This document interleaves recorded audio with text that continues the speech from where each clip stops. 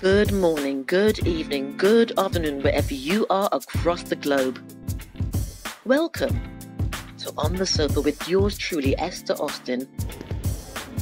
Transform your life. Okay, Transform good morning, good your evening, good mindset. afternoon, wherever you are across the globe. Welcome to On the Sofa with yours truly. Let's get the shoes in and everything. Good morning, yes, welcome to On the Sofa with yours truly, Esther Austin. Well, today with me, I have, again, the amazing Kwame McPherson, but I'm going to be talking to him from a different perspective this time. I'm going to be talking to him from the perspective of the work that he does, working with authors, working to support people to tap into the story within them and then to bring it out and then to publish it. So, Kwame, if I may ask you, in this capacity, what do you call yourself? In this capacity, I call myself an entrepreneur, first and foremost, because I'm an author and I'm an entrepreneur. Mm-hmm. And I also call myself a trainer. I also call myself a mentor. Mm-hmm. Those are things I call myself. Those are things where I enable other people to become who they want to become, especially through writing. Mm-hmm. You know, showing them how they can actually put their story in a conceptualized way, in a compact way, with content, and that content then enables them to become who they want to be in terms of their own brand. You know, so that's what I do. I help people to become who they are, probably even bigger than who they thought they could become. Really. So that's what I do. I'm a trainer. I'll forget that. You're a trainer. Yeah. You're a trainer. Yes. I mean, I know that you're a social entrepreneur on many levels, but like I said, for the purpose of this particular interview, we're going to focus on, the writing, being an author and all those wonderful things. And Kwame, what is it about writing that really inspires you? Because I know there's a passion for writing. Mm-hmm. Where does that stem from? Well, it's a good question. I think when I was younger, well, I'm still young, but when I was Chops. When I was growing up, when I grew up in Jamaica, that's where I grew up. We made stories. As African people in the whole world, we're enriched by stories. So growing up in Jamaica in particular, I was able to be in primary school and poetry and essays and compositions, they call them at the time, and that's where it started. It didn't come to fruition until I became an adult, a younger man, because even through high school, it was not something I actually loved doing, really. I loved English, but I didn't really know that I was a storyteller. Mm-hmm. So that's actually when I become a young adult now, I started to realize I love poetry, and I started doing personalized poetry for individuals. I loved them. I was featured in the Civil Service magazine when I came here, I migrated here, and that's where it started.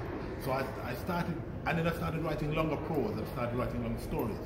I did competitions, I won, I got recognition for them, and then I realized I was good at doing it as a hobby. So I love stories.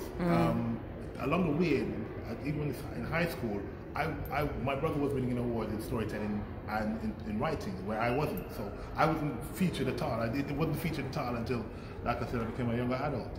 And that's when I started to have a passion for it. I started to get recognition for it.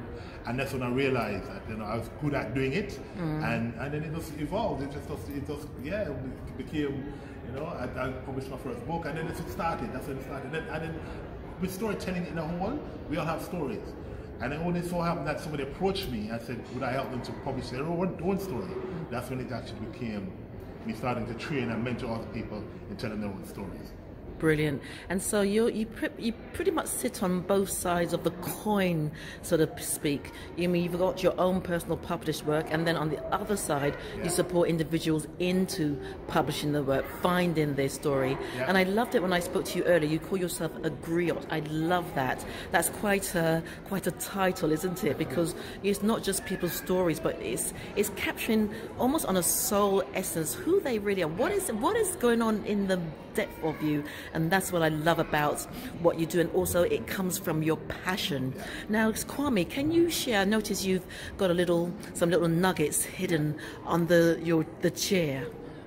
Right, these are just a few of the mentees that I've helped to publish their own books, and I go through them, and they're personal stories, so you can see the type of unusual stories in which in terms that I enable people and help people to tell their stories. So take for this one, for example. This one was done by Akeem, and it's called Labeled an Immigrant. And he was an illegal immigrant in the States, right? He was a young person at the time, going through his own challenges as a young person being illegal in the States. And when I met this young man in Jamaica, it so happened that he came to me with a business that he wanted to sell me. But I heard his accent. I said, yo, you're not from Jamaica really? He said, no, he grew up in the States. I said, oh wow. I said, yeah, but he's back in Jamaica because he couldn't stay in the States because of the status. I said, wow, that's a unique story. I said, well, he wanted to write a book about it. I said, all right, I'll help you. And in the end, this is what it came. This is his book. He's a very dynamic young man, doing a lot of good things in Jamaica as an entrepreneur in his own right now. His story is called Label and Immigrant, and it's a fascinating story of the experiences that he had in terms of coming to terms with him being an illegal immigrant, as well as living in the States, and not being able to access particular things because of that status. You know, so it's a fascinating story. And again, like I said, I was captivated by his situation and being in Jamaica and telling him that he has a story. And this book actually, he had not been able to share his story with other people. So that was our key. Let me go further back. This one was one of my first books that I helped Tamika, and her story. And the minute Tamika was referred on to me, I'll be reaching out to each other actually on Facebook. I'm using social media, and when I listened and when I saw, because she had content, but she didn't know how to create it into a book, and it's very touching in terms of a story, but coming out at the end, as you say, unearthing the diamond, it's so amped.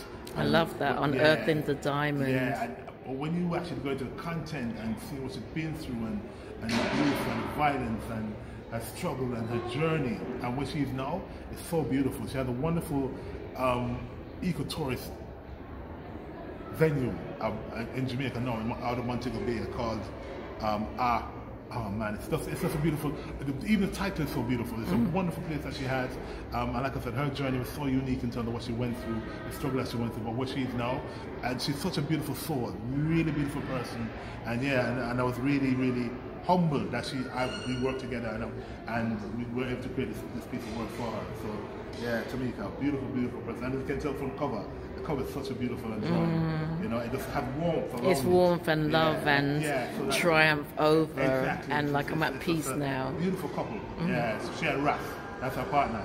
Beautiful. So this is one of my greatest achievements in terms of helping someone tell their story. So that's Tamika. And then we have Margaret. And Margaret now, this is a very interesting story actually.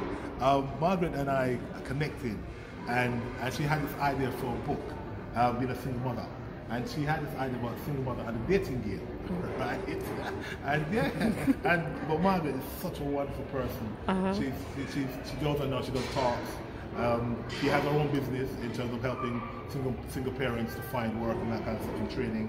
And this is just one of, I think we've done about 5 projects together now, in terms of books that I've helped her with, and which she brings out, and when she tours, and she's on tour, and she does a lot of speaking. But it's the single mother and the dating game, tips on how to maneuver the dating minefield. So she does a lot of workshops and seminars, and again, there's some wonderful tips in there. And again, for me, what is enriching is being able to hear about these stories, being able to compile them, put them into content, and how they go on to share with other people in terms of their journey and how it empowers other people. So that's my purpose and that's my role. And I'm always excited by it when a project comes across to me. And I'll take you on to this one, which is a very recent one of my recent mentees, Jacqueline Hines. This is about emotional intelligence. And again, it was about her experiences and experience of working in the NHS, and how she had to combat and face and confront particular behaviours of other people in terms of how they saw her as a black woman, as a woman who wanted to achieve, as a woman who wanted to get ahead. And this as a journey to empowerment, tackling the bullies within. And this one's about emotional intelligence. And she's also gone on to greater things in terms of where she's going with it. She's been a lot of speaking, a lot of workshops, a lot of seminars, and she's also worked with a lot of corporate companies, enabling them to understand about emotional intelligence and how people can see each other and how people can react and how people can behave. So yeah, so Jacqueline is a very recent mentee, and she's also doing fantastic work. This one is one of my most, again, it's one of the top, probably all of my top 5 I should say. But this one is a phenomenal story. Wow. Yeah, phenomenal. I don't even have to tell you. 5 kidney transplants. Exactly. And when I met Darren, and when he told me, I heard about the Jamaica High Commission actually. And I said to him, I went over to him and I said, listen, there was a function going on. I said, that's a unique story. I've never heard of somebody having 5 transplants. 1, 2, the most. But 5? I said, no, the world has to hear this. So yeah, I went away, we came together, did the content, created this book, and the minute I saw the cover, I just fell in love with it because it shows Darren, it shows his story, his journey, and within it, again, all of my mentees are phenomenal in terms of the stories that they have. They're unique stories in their own right. And one of the things about Darren is that he was able to meet Lady Di. She came to a hospital that he was at, where he got transplant, and there's actually a picture in here of actually meeting her. And yeah, again, another unique story, beautifully told. And Darren is also goes around and shares the awesomeness of him being able to, have kidney transplant. He's here, a beautiful married man with beautiful children and everything else. And so, yeah, it really is humbling for me to be able to share or help people share their stories. So that is Darren. And then, like I said, there's so many stories, but this one is also a wonderful one. And this one is Zuri. Now Zuri is the first Jamaican patois speaking dolly, which is a worldwide brand actually. And her and I are friends. So she said to me that she wanted to create something where it helps young women, young girls. So she had a number of accessories. So she had bags, and umbrellas, and pencils, you name it. But the main thing was a doll, Toya, which is a patois speaking dolly, Jamaican speaking dolly, which she has, which is very unique in itself. And it's Zuri.co.uk. But one of the things that we decided to do was a series of books. Now the first one is this one. And it's called Zuri Girls. And this is the first book that has actually been done so far. We're looking to do a series of them, but this is the first one so far. And this one is Zuri Girls School Again.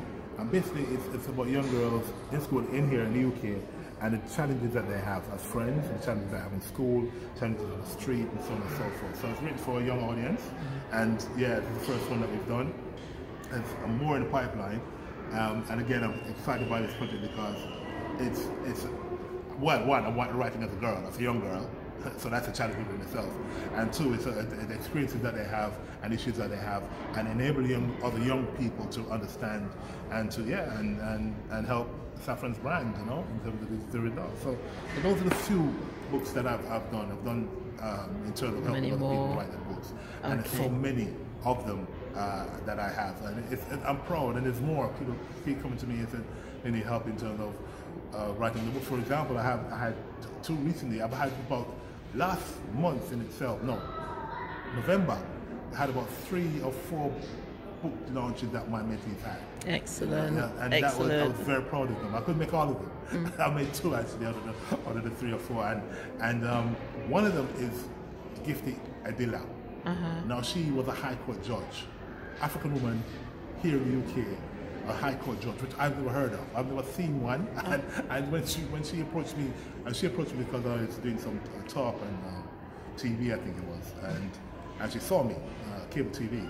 And she reached out to me, and we ended up doing her book, and the book has been so wonderful for her. She's been featured in Local Government Chronicles, and it's, and there's more to come with Gifty.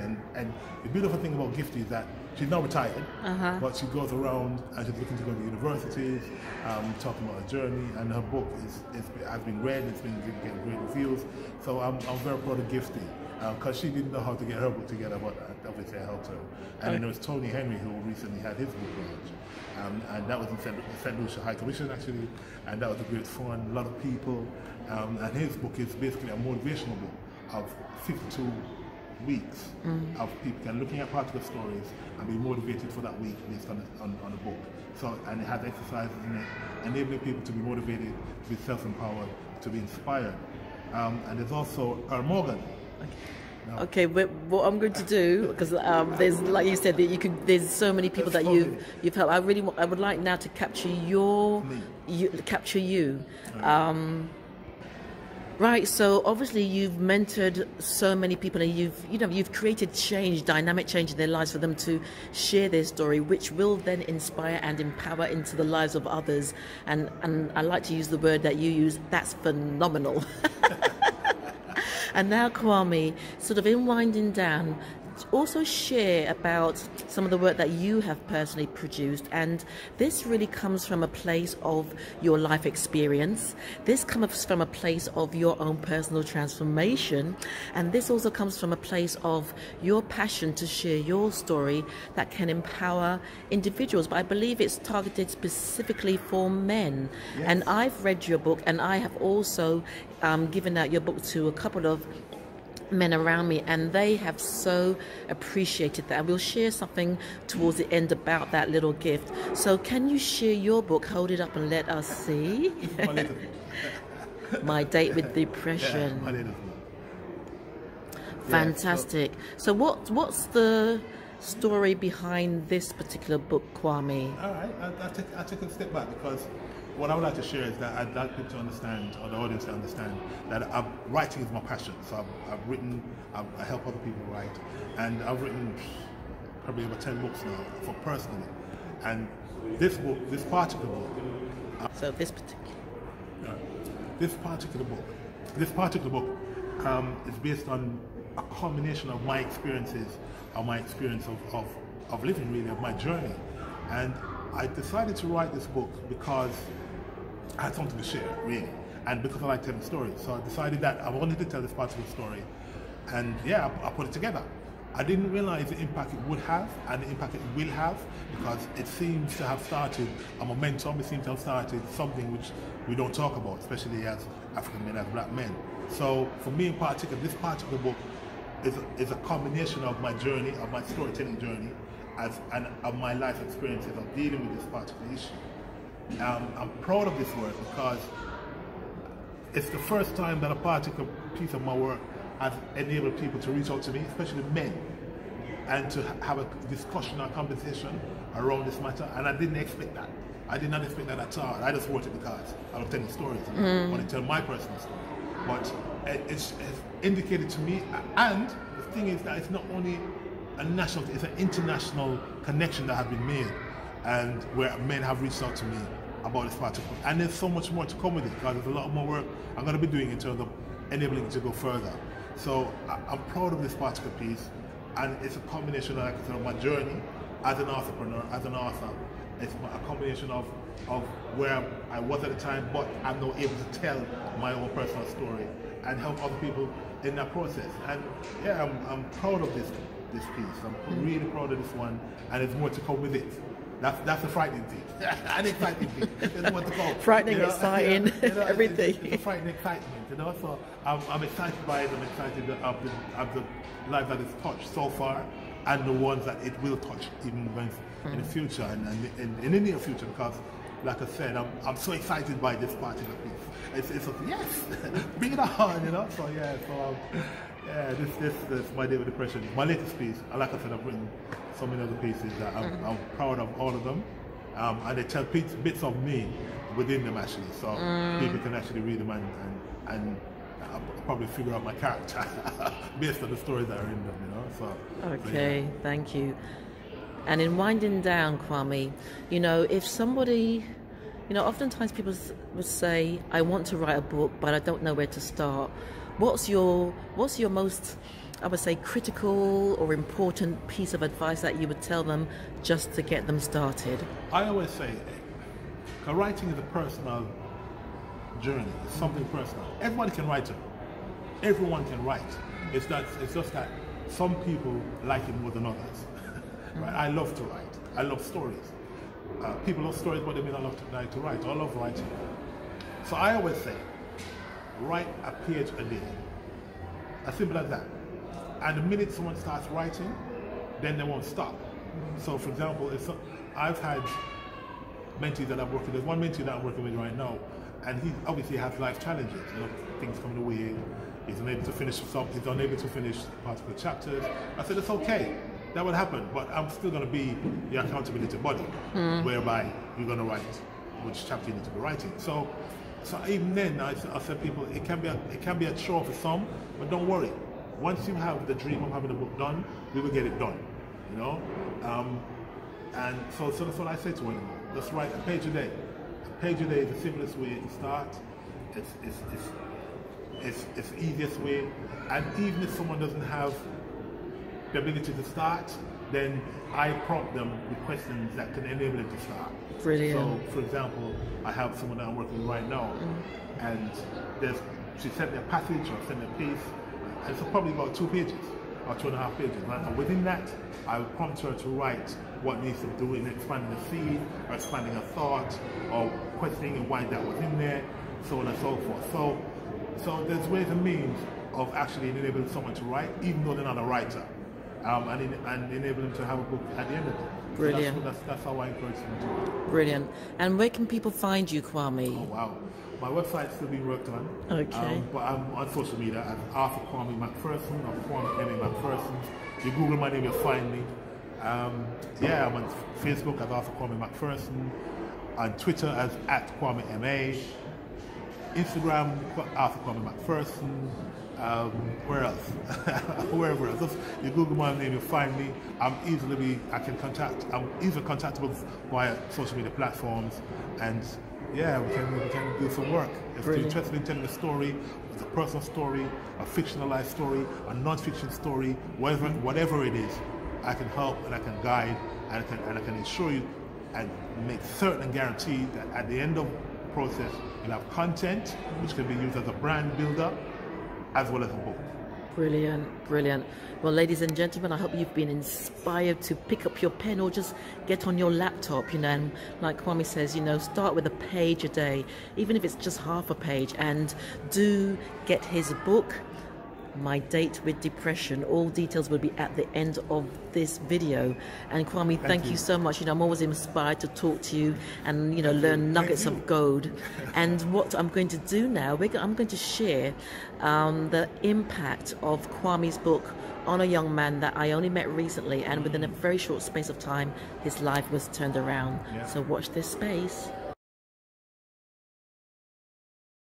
Okay, ladies and gentlemen, when I've just interviewed the amazing Kwame McPherson. Now, this book, My Date with Depression, I've used it many times in my talks, in some of the workshops that I've run with men. But I'll share this story with you.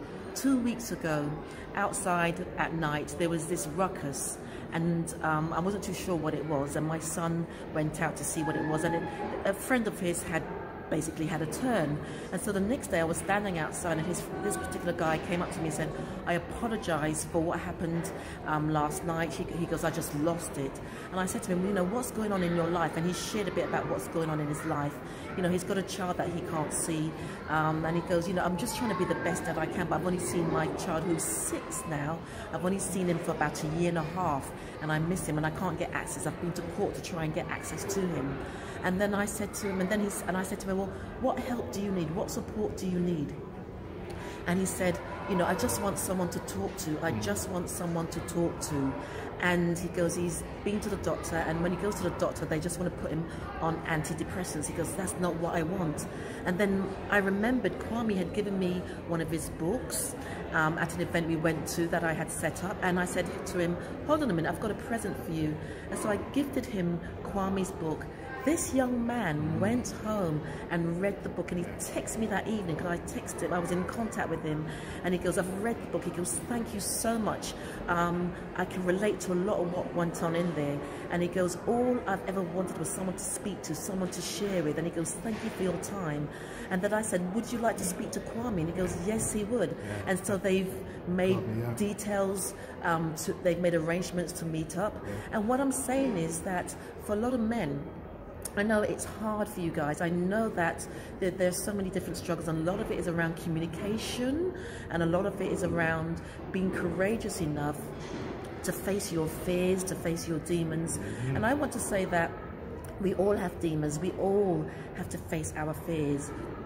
And with this book, and with people like Kwame and people like me, we're there to support you, but you've got to take up the baton first to make that first step. And one thing this young man said, he goes, I no longer can make excuses. He goes, I realize I have to to do something about my situation. And now he texts me to say that he's going to be working in a few weeks' time. He's gone to rehab. He's got a rehab session, I believe it's today. And also, just from this book, and Kwame's going to be meeting him. Yeah, So I would say to yourselves, they said feel the fear, and do it anyway. And I would just encourage you all to free yourself. And that's another thing he said. He goes, for the first time in a long time, I feel free. And for me, that was like, wow. So, Kwame. Wow. And I'm humbled by it. I was completely humbled by it. And even though I feel emotional about it, because I didn't realize the impact just writing my story could have and can have. And I'm grateful. I'm really, really humbled by it. And yeah, thankful that I'm living my purpose in terms of helping someone else. So, wow. Brilliant. So that's just a little bit of inspiration for you, no matter what you've been through, no matter where you are, yes, you can. Thank you. Thank you.